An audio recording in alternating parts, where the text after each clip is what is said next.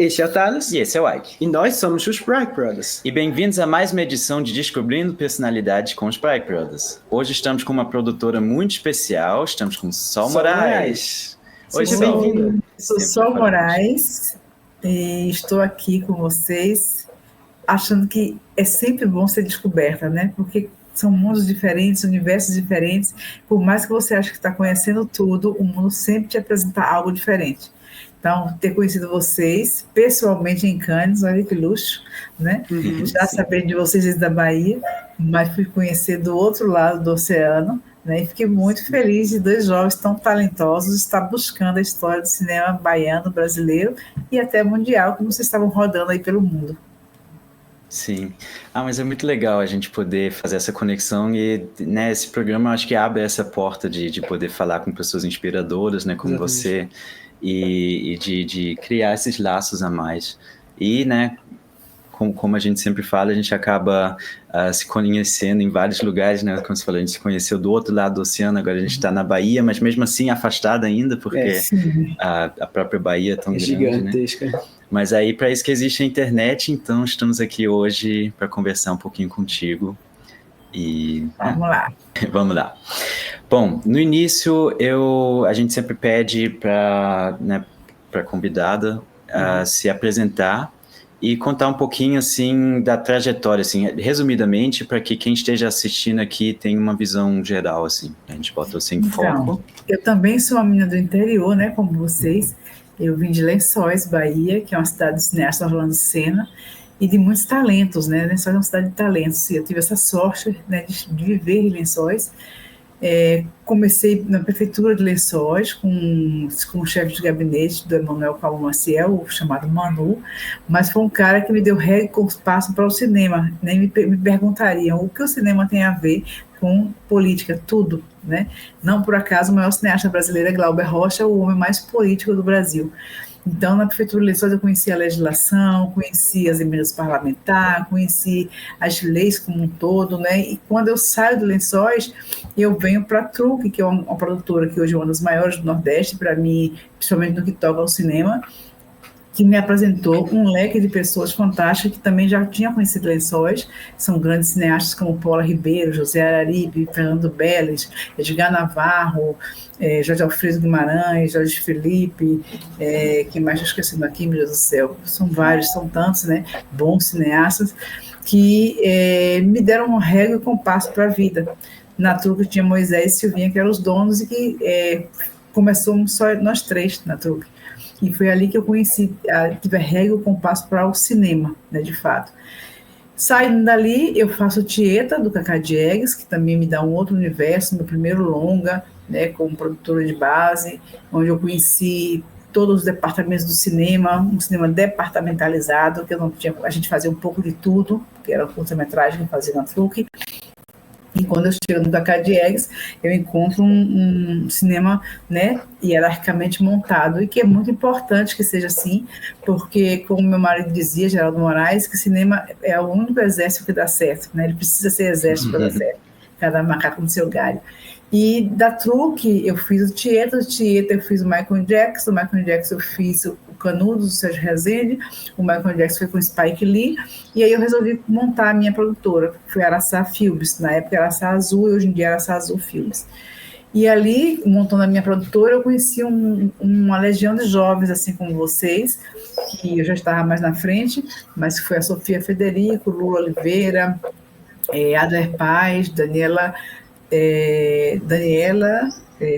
Borges e Thaísa Gris, que montamos uma fábrica de imagens, que era um grupo que não era empresa, mas que trazia cursos para Salvador. Foram os primeiros cursos que chegaram aqui em Salvador, né?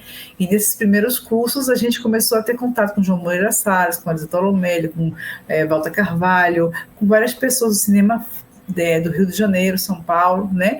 Logo na sequência eu conheci Fabiano Gulani, produzi com ele o Narrador de Javé, e na minha parte era a captação de recursos, e por aí fui conhecendo pessoas, e a empresa Araçá Azul rodou seu primeiro longa, que foi Estranhos, depois rodou vários longos de outras pessoas, fiz coproduções também com Capitães da Areia da Cecília Amado, com o Brilhante da Conceição Sena, entre outros, fiz o filme do Globo Barco de Holanda, fiz o filme com Manuel de Oliveira, enfim, foi uma gama de conhecimentos até chegar na minha produtora solo, né, comigo mesma, que é onde eu rodei agora mais 3 longas, recentemente, que foi o Nina, dirigido por Paulo Alcântara, com o roteiro de Samuel, que é um cara que é de Ilhéus, né, que escreveu esse roteiro, que trouxe para mim, que me procurou, e a gente conseguiu uma verba da Europa, através do Wilson Feitosa, que fizemos esse filme. Na sequência, a gente fez o filme do Orlando Senna, que já é um veterano, né, e que é um cara que é meu mestre, que eu fiz muitas oficinas de roteiro com ele em Lençóis, e fiz o Longe do Paraíso com ele, que o roteiro e direção é dele, e logo depois A Pele Morta, que é um filme com o roteiro do Daniel Tavares, que tinha a direção do meu marido, Geraldo Moraes, que faleceu, e que eu convidei seus filhos para dirigir, Denise Moraes e Bruno Torres, né? Então, esses dois são diretores do filme A Pele Morta, que a gente deve estar lançando no ano que vem. Então, fiz bem rápido assim, um panorama, porque eu sei que o tempo é curto, Sim. mas muitas coisas acontecem nos bastidores do cinema, né? Que a gente vai caminhando aí pelo mundo afora. Mas fantástico. Que trajetória linda. Exatamente, uma trajetória bem impressionante e muito legal, né, que você trabalhou com tantas pessoas e tem, assim, essa experiência realmente de muitos trabalhos. Isso é bem fantástico, a gente acha bem legal. A gente só pontuou um pouquinho que, além de produtora, eu sou militante, né? Então, como militante, eu presidi a ABCV Bahia, fui diretora do Congresso Brasileiro de Cinema, da APCNN, que Gilberto Gil fala de APCNN, que é a Associação de Produtores do Norte-Nordeste, né? Na época era assim o nome, e fui presidente da BD Nacional, que é uma entidade que está nos 27 territórios do Brasil. E lá eu fiquei no Conselho Superior de Cinema, na gestão do Lula e da Dilma, de 2 anos de cada um, onde a gente criou as políticas públicas, e o fundo setorial é fundado exatamente nessa época, porque eu estou ainda presidente da BD Nacional, e esse fundo é um fundo que transformou o Brasil, né? Antes e depois do fundo setorial no Brasil. Então, o lado político também existe dentro da mulher que é produtora e de cinema também. Fantástico. Mas é como você disse, fazer cinema é político, então realmente essa sua trajetória política e militante é também algo que complementa a jornada exatamente. artística. Exatamente. Eu achei interessante que você falou da questão do né, fazer um filme uma estrutura, né, quase de exército que funciona. Isso é bem interessante, porque realmente precisa de muita organização e muita disciplina mesmo de conseguir fazer acontecer e produzir mesmo. Então, achei isso bem interessante. É isso. E aqui, a gente está vendo aqui a força do interior da Bahia, né? Conseguindo conquistar a Bahia, o Brasil e o mundo. Então, e você fala conquistar, é interessante, porque o Glauber Rocha, que é o nosso maior cineasta, vem de Vitória da Conquista, né? Vitória e Conquista são 2 nomes muito fortes. A gente está vendo aí porções com o Rogério Saguin, que também é um menino que está chegando, e que forte também, que há porções da terra de Geraldo Sardo, que é outro grande cineasta, que também é de Fernando Belles, que é o cineasta que mora aqui na Bahia, que também é um grande cineasta, que também é a terra de Tona Espinheira. Ou seja, a gente vai percebendo que esses nomes, Orlando Senna sai de Lençóis também, Onei São Paulo sai de Riachão do Jacuípe, em Feira de Santana, né? Então, assim, são várias pessoas saindo de vários lugares e levando a imagem da Bahia para além das fronteiras do Brasil e do mundo, né? Exatamente. Isso como a gente fala, uma força muito forte realmente do interior, de vários interiores, né? Porque às vezes se diz do interior, mas são várias realidades diferentes. E é legal até porque a gente, né, te conheceu através do Rogério, então Sim. Bem especial. E tem inclusive um festival que chama FECIBA, que é em Ilhéus, do Edson Basso e do Henrique, que eles teve um tema que Geraldo, meu marido, ficou encantado, que chamava A Revolução Vem do Interior. E aí você vai trabalhar de forma simbólica e real, né? Vem do interior da Bahia e vem do interior de cada pessoa, né? Ela pode estar onde ela estiver, mas a revolução tem que sair dentro de você, né? E eu achei maravilhoso esse título. Para mim era o título para sempre do festival, mas claro que cada ano tem um tema, né? Então troca os temas. Mas é muito legal. Não, o Edson e Henrique, eles são realmente muito engajados. Muito dedicados. Também, é uma força, nessa luta. Uma garra impressionante. E também com o Fórum Navi. Muito legal. Mas Conta pra gente, eu acho que é bem interessante como é que foi que você falou que eu já tinha produzido muita gente, mas aí você produziu o Spike Lee. Como é que, na verdade, isso aconteceu? Que eu acho... É um conselho que eu dou aos jovens, inclusive hoje, né? Eu vou até falar isso lá no espelho. Porque se eu falasse inglês, eu teria tido um contato muito mais forte com ele. Mas tinha duas equipes. Eu fazia parte da equipe brasileira exatamente porque eu não falava línguas, né? E tinha a equipe do Spike Lee internacional. E quem fazia a interlocução entre o Spike Lee e a equipe brasileira, a equipe internacional e a equipe brasileira, era o Vicente Amorim, que dirigiu a série do Ayrton Senna, e ele era o assistente de direção na época, né? E o Vicente é um gigante, assim, o gigante, ele foi, quando foi assistente de direção, o gigante como ele, como diretor, é uma pessoa muito querida, é um grande amigo, ainda eu acho ele, assim, um exemplo, né, num set de filmagem, assim, tudo que eu aprendi no Tieta vinha muito dele e da produção executiva, direção de produção, claro, cada um na sua vertente, mas ele trouxe uma organização muito grande na minha cabeça, quando eu vi ele construindo a ordem do dia. E no Spike Lee era essa pessoa que virou assistente de direção do Spike Lee, e ele fazia uma interlocução entre a empresa internacional, a equipe internacional e a equipe brasileira, né? Eu fiquei muito na base, porque eu era muito obediente, eu queria mostrar o melhor de mim e para dali fazer mais filmes. Então, eu nem fui no set, para você ter ideia. Então, hoje em dia, eu me arrependo de não fui tirar uma foto. Todo mundo foi da equipe, só eu que não fui, né? Mas porque eu queria deixar a retaguarda muito bem feita. E eu acho que hoje em dia também a gente tem que tomar cuidado com os deslumbres que existe com o cinema. O cinema é bonito, é charmoso, mas ele tem uma dedicação muito árdua por trás dele.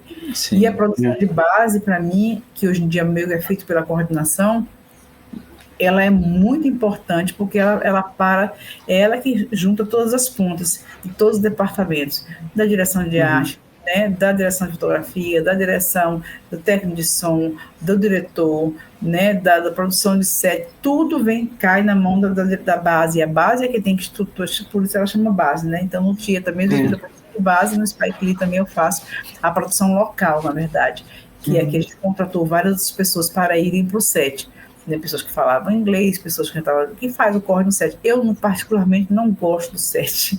É algo assim, inusitado, que todo mundo quer ir para o set. Eu gosto de receber a ideia do projeto, pensar junto com o diretor, e pensar qual é o público, né, a audiência desse filme, entender aonde ele vai chegar mais adiante, captar recursos, montar a equipe e colocar essa equipe no set. Eu, basicamente, apareço no set, como eu digo, para tirar foto na hora do almoço, falou numa cena de set. Depois que o filme acaba, eu recebo esse filme de novo, que eu vou levar ele para montagem, e aí eu vou acompanhar todo o circuito dele, quero chegar aos laboratórios, ver a finalização. E quando isso tudo está acontecendo, paralelo a isso, eu estou pensando a distribuição do filme, qual é o perfil dos festivais, para onde que ele vai.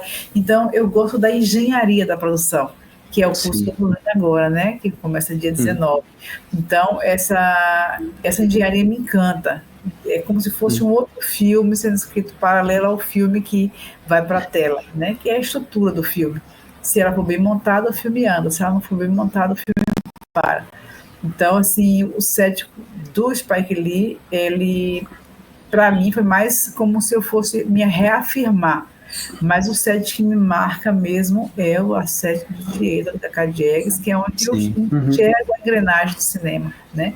Eu adoraria ter falar inglês na época, porque eu falaria com o Spike Lee.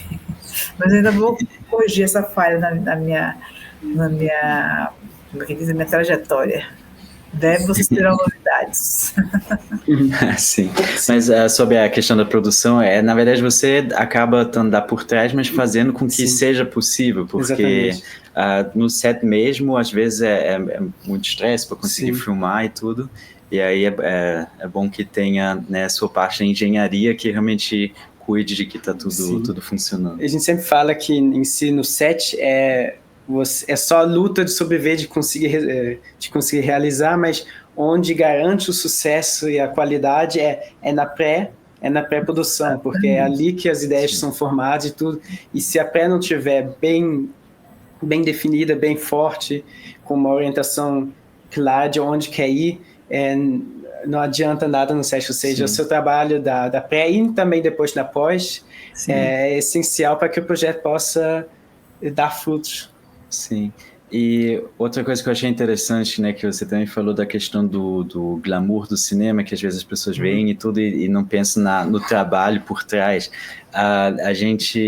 Uma coisa muito interessante que a Isabela Nicolás falou foi que às vezes as pessoas acham que fazer um filme é como assistir um filme e não percebe, na verdade, que é muita luta mesmo de produzir e correria e organizar, que realmente está por trás disso. Eu achei isso bem interessante também, esse aspecto. Eu estou escrevendo um livro sobre a produção, por conta dos filmes que eu já rodei, exatamente pensando nisso, porque todos os livros de produção que eu já li, eu me formei em cinema também, e fiz também uma extensão na Espanha sobre produção, distribuição. As pessoas pensam por etapa. Então, agora eu vou captar o recurso do filme. Agora eu tenho o recurso, agora eu vou filmar. Eu filmei, agora eu vou montar. Eu montei, agora eu vou distribuir. Então, assim, você não pensa na engenharia da produção, é você pensar num todo. É você ter uma ideia e perguntar que ideia é essa que eu tenho. Por que eu estou fazendo esse filme? Para que é e para quem eu estou fazendo esse filme? Quando você pensa dessa forma, você vai pensar na captação de recursos, porque você não pode mentir para o seu patrocinador que você tem um filme que fala sobre música, quando ele vai falar sobre guerrilha, não pode, porque você vai queimar seu filme de quem vier mais atrás, que o patrocinador tem responsabilidade com a marca que ele vai estar inserindo no filme, né? Então você tem que entender, quando você estuda esse roteiro, decupa esse roteiro como produtor, que filme é esse, o que ele impacta no mundo, né? Com quem ele dialoga, que público é esse que ele vai chamar. Lógico que ele pode ser um filme, como eu ainda estou aqui, que pega todos os públicos de uma forma, né, que surpreende, mas os filmes têm nichos, né? E quando eu estava estudando com o Bamba, que para mim foi um dos melhores professores assim, que eu tinha, e eu estudava gênero.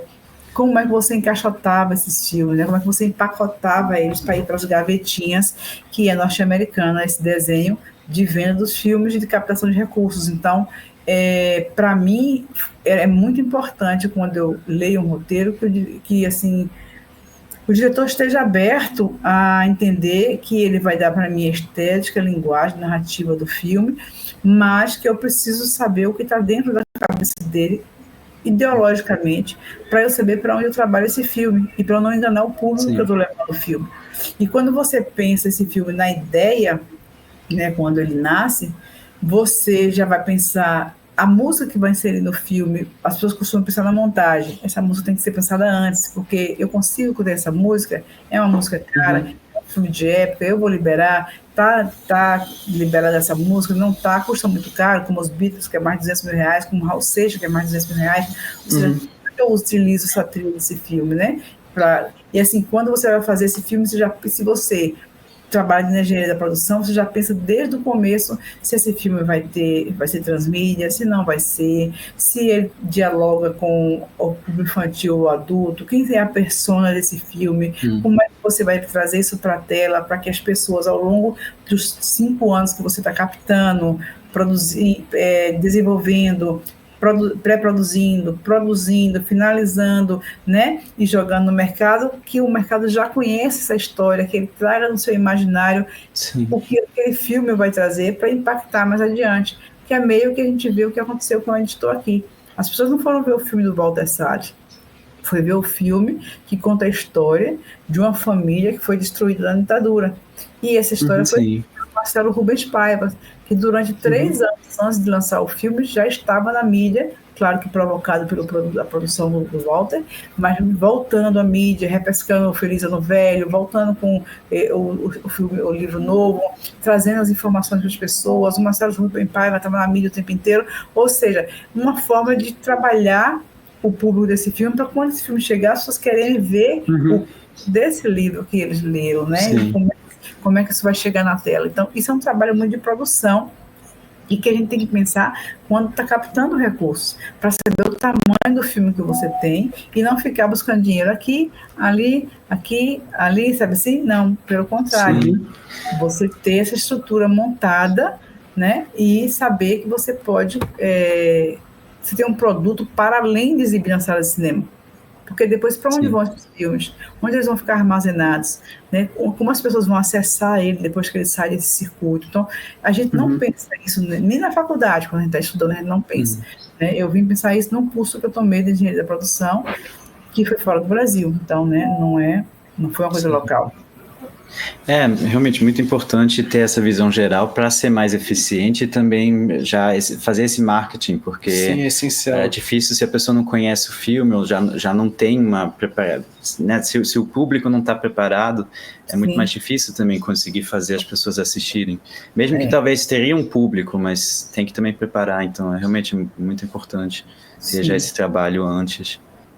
Muito legal. Eu acho que vamos para os quadros, que aí você até já mencionou que já tem uma ideia do que falar. O primeiro quadro é o Espelho Mágico do Tempo, em que a gente deixa Sol deixar uma mensagem para ela mais jovem. Então você pode falar aqui com você mais jovem. Então, eu diria para mim mesma, mais jovem, pensando no futuro, querendo fazer cinema, estude línguas, porque ela é que vai transcender as fronteiras do seu cinema para o mundo, né? É que vai te dar conexão com outros países, com outras culturas, com outras linguagens, com outras barreiras mesmo que a gente tem com o audiovisual, é a língua. Acho que a língua, a diversidade linguística não é respeitada no mundo. Então, para eu chegar em outro país, eu tenho que falar uma língua, de preferência inglês. Então, eu daria a mensagem que eu mandaria para essa Solange de ontem, né, que está indo para o futuro, é que são as Solanges todas que são produtoras no mundo, é que estude pelo menos uma língua, de preferência o inglês, para que possa ter uma liberdade de produção maior e transladar com mais facilidade nos festivais e na captação de recursos dos seus filmes. Mas, nunca é tarde, então você pode fazer isso também agora. Eu fiz com a minha sobrinha, né? Eu coloquei a minha sobrinha, ela fala 4 línguas. Hoje em dia ela me acompanha, quem vai cuidar da distribuição internacional, nesse caso, é ela.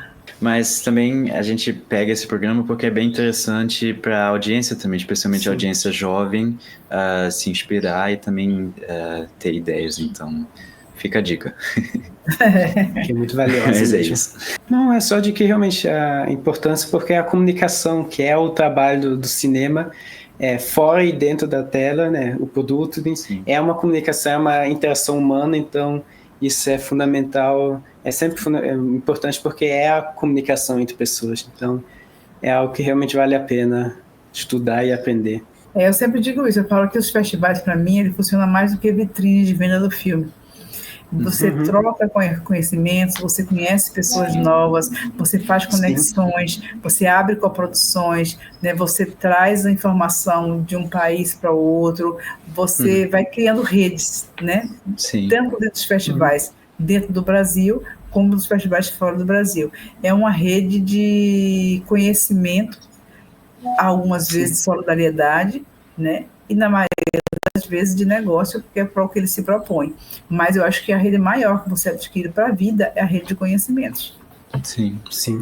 É uma troca mesmo, porque, né, cada cultura, cada país, cada região tem experiências próprias, então é interessante ter esse contato e essa troca mesmo. Aí o poder da imagem, né? Quando você sente que, porque não é por acaso que o cinema norte-americano é na Casa Branca, porque a imagem impacta muito, e você percebe que depois que existiam muitos festivais com formatos diferentes, o mundo se impacta. Quando eu vi o Jarrah ganhar a Palma de Ouro, eu pensei assim, poxa, imagine a leitura que o Irã passa a ter de si próprio agora. Né? Então, assim, é algo muito mais forte, e ele consegue com um cinema minimalista, com pouca grana, né? E ele chegar naquele patamar, eu acho que isso é incrível, assim. Então, o cinema também tem essa função, né? De talvez até salvar um povo. Não é o filme que vai salvar, é a mensagem que ele passa ali, e tudo está embutido por trás dele, né? Porque eu digo que é igual a transformação, ninguém muda ninguém. O que te muda são as reflexões. E o cinema não faz nada mais, nada menos do que provocar reflexões, para o bem e para o mal, mas ele está aí provocando reflexões o tempo inteiro, né? E é um reflexo também da cultura e da circunstância, né, das pessoas, então é de certa forma um espelho daquela cultura ou das almas das pessoas. Então é legal ter essa, tanto como vitrine quanto como uma troca mesmo, realmente poder mostrar essas realidades. Então isso é Eu sempre coloco que o cinema é um espelho social, né, que está refletido na tela. Você pode pegar por época, por exemplo, agora mesmo todos os filmes estão falando de ditadura, porque está mexendo com as pessoas. A gente vem de um período difícil, respira agora nesses 4 anos, mas morrendo de medo de que tudo aconteça de novo, quando você vê que quem está nos Estados Unidos, quem está na Argentina, quem está no Chile, ou seja, é difícil, sabe, assim, então o cinema, aí o que vai as histórias que levam para a tela? São telas do que está te incomodando, né, são histórias do que está mexendo com aquele imaginário daquele momento. Antigamente era o Pasquim. O Pasquim, ele gravava a história de uma época. O Giraldo era um dos maiores caras do cartunista, né? E ele falava que o Pasquim, ele fazia a leitura de um momento. Quer saber de um momento no país, de algum canto, você vai ler um Pasquim. Hoje eu digo que você vai ver um filme, porque é exatamente isso, né? É o que traz para a tela, é a ausência do momento, é o lugar de fala, é a mulher preta querendo falar, o homem preto, é o indígena querendo fazer sua própria imagem, ou seja, nesse momento agora a gente está vivendo uma pluralidade incrível de filmes, exatamente pela urgência, né, que está tendo de se colocar o interior querendo mais filmes na tela, porque a cota é menor do que a capital sempre é, como no nosso caso também de São Paulo e Rio à frente, porque começou muito antes, nada contra o Rio e São Paulo, nem nada contra a capital, mas aqui a configuração muda, e é isso aqui que a gente está fazendo agora. Vocês estão aí no interior, eu estou aqui em Salvador, a internet faz essa quebra, né, dessa quarta parede, que você comunica diretamente com qualquer pessoa em qualquer parte do mundo. Você pode, o Estranhos foi filmado em 2006, e nós filmamos o primeiro filme digital de Antônio Luiz Mendes, só tinha rodado película até ali, e a gente filmou com o protocolo de cinema. Então, a Suíça FX ficava na Suíça, onde Paulo morava, que era o diretor. Então, o filme foi todo pré-produzido por Skype, não tinha Zoom ainda, não tinha Meet, não tinha nada, foi através do Skype que a gente fazia toda a parte de pré-produção do filme. A gente fazia aqui as locações, mandava para ele lá, ele assistia, a gente mandava em fita, MNDV, imagina, para chegar na Suíça. Hoje em dia você faz um download e sobe, né? Então, evoluiu. E depois ele veio para cá, voltou para lá novamente, ou seja, a gente fez todo, era Antônio Luiz no Rio, Carla na Espanha, que era roteirista, e Paulo na Suíça e eu na Bahia. Então foi um filme todo pré-produzido em 5 lugares através do Skype. Hoje em dia você bota uma equipe inteirinha produzindo através do Zoom. Isso é o poder da internet. É realmente muito bom ter essa conexão. Bom, né? Precisa ser regulado assim. Eu acho que a inteligência artificial, se não for regulada daqui até o final do ano, como eu estava agora na Unesco, eles disseram que se não for regulado até o final do ano, a gente vai virar um número, né? Mas a gente tem que tem essa dificuldade também. Então ela tem uma outra função. E a internet, que é essa aqui, transcender fronteiras, né? Você hoje em dia não faz mais uma carta, você manda um áudio, né? Que é uma coisa ruim também, porque se perde, né? As cartas têm uma poesia que me encanta. Então, eu sinto muita falta. Tem todo o lado bom e o lado ruim, mas no fim tem que ver como usar da melhor forma e, como você diz, regular para não ter abuso. Isso. Mas eu acho que a gente vai para o segundo quadro.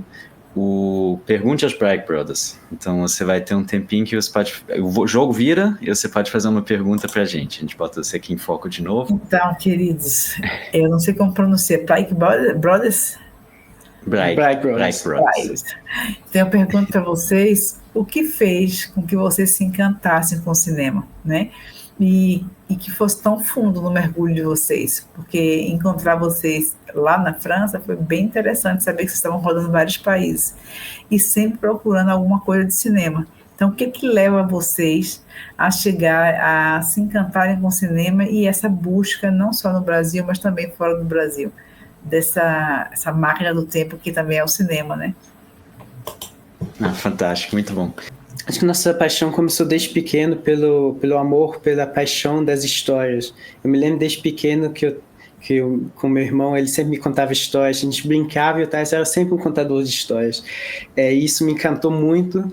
E aos poucos a gente foi vendo com nossa mãe, se ela sempre mostrava os filmes, o legal ela mostrava cenas específicas de filmes, e a gente então encantou como cada cena, essa coisa quase da decupagem, de analisar o valor de cada cena. Então foi aí que começou essa paixão e ver o impacto que histórias podem trazer para o mundo. A gente começou a ver de que isso vale a pena fazer, vale a pena o esforço, porque cinema pode impactar o mundo, o cinema pode ter mudanças sociais, pode melhorar o mundo, que o mundo sempre está precisando de melhora, sempre precisa de esperança, e o cinema pode trazer isso. Uma coisa que a gente fala, na verdade, quase toda edição, é que a arte é um remédio da alma. Sim. Então a gente acaba vendo esse potencial muito grande também do audiovisual, como do cinema, né, como um meio muito empático de realmente fazer as pessoas refletirem e também se curarem de certa forma, de ter, né, tanto uma representatividade das pessoas, mas quanto assim realmente criar um processo de catarse, de provocar mudanças, seja em uma pessoa individual ou realmente numa estrutura maior social mesmo. O impacto pode surgir do filme, das pessoas que vão assistir ao filme, mas como também todo mundo que esteve envolvido no projeto da obra do filme. Todo mundo que esteve no set, todos os profissionais, a chance que proporciona. Então, tudo isso gera mudanças, gera chances. Exatamente. Eu acho que é basicamente isso, em resumo. E vocês estão com algum projeto de longa em mente?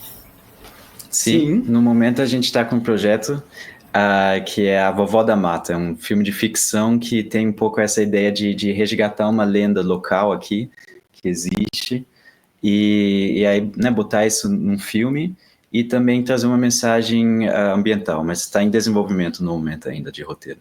Boa sorte, estão acabando no horário certinho, olha. Por fim, a gente ainda vai deixar aqui para você poder desafiar alguém a ser descoberto pela gente aqui. Então, eu vou desafiar vocês a conseguir a entrevista, para mim, de uma das maiores diretoras da Bahia, mas que ela é muito reservada, ela não anda nas câmeras, ela não tem redes sociais, ela é, para mim, um gênio na arte de fazer cinema. Acabei de rodar o primeiro longa dela, embora ela já tenha rodado várias curtas, várias séries, mas o longa, ela preferiu primeiro servir a sociedade baiana como diretora da Dimas por um longo tempo, depois, muito ética que ela fez uma decantação, né, se afastou de tudo por um tempo e agora ela está chegando ao seu primeiro longa. Então eu desafio vocês, vou passar o contato, a fazer essa entrevista com a Sofia Federico. Muito bom, vamos falar com ela. Bom, foi muito bom. A gente agradece muito o seu tempo de falar com a gente. Acho que foi bem proveitoso e bem divertido também ter essa troca. Eu agradeço a vocês e que bom que eles jogam. Como o Orlando Senna diz que os jovens, ele fala, mas aquela época foi uma época de efervescência. Ele fala, foi porque os jovens eram curiosos. Então falta os jovens serem curiosos. Como vocês são curiosos, estão sempre buscando informação, estão viajando, estão voltando, daí do cantinho de vocês estão falando com o mundo também, eu acredito que vocês também sejam um futuro promissor, porque ele dizia que a revolução estava na curiosidade, de você querer saber mais, de você querer descobrir como as coisas eram feitas, ou são feitas, ou como serão feitas. Então, acho que essa curiosidade vocês têm, né? Então, parabéns, e que continue assim, que é isso que faz a revolução. Bom, a gente deixa sempre a rede social aqui, a gente vai também botar, né, tem a informação da Sol também, então quem quiser dar uma olhada. E bom, é isso. Tchau. Tchau.